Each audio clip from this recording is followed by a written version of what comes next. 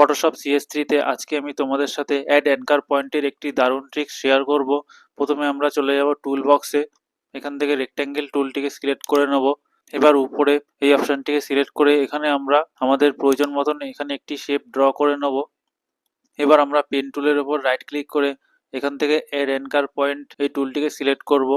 এটি সিলেক্ট করার পরে আমরা এই লাইনের উপরে একটি ক্লিক করব। এখানে ক্লিক করার পরে দেখতে পাচ্ছেন যে এখানে আরও দুটি পয়েন্ট অ্যাড হয়ে গেছে। এবার আমরা যে কোনো একটি পয়েন্টকে ধরে যদি ড্র্যাগ করি তাহলে দেখতে পাবেন যে আমরা এখানে আমাদের প্রয়োজন মতন একটি কাস্টমাইজ শেপ এখানে ক্রিয়েট করতে পারছি। এবার রাইট ক্লিক করে এখান থেকে মেক সিলেকশন যে অপশানটি আছে এখানে ক্লিক করব। ফেদার রেডিয়াসটি 3 পিক্সেল রাখবো, ওকেতে ক্লিক করব।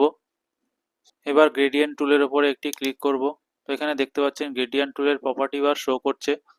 এখান থেকে আমরা যে কোনো একটি গ্রেডিয়েন্ট কালার চুজ করব। এবার মাউস দিয়ে এখানে ড্র্যাগ করব। তো এখানে দেখতে পাচ্ছেন যে একটি কাস্টমাইজ শেপ এখানে ক্রিয়েট হয়ে গেছে।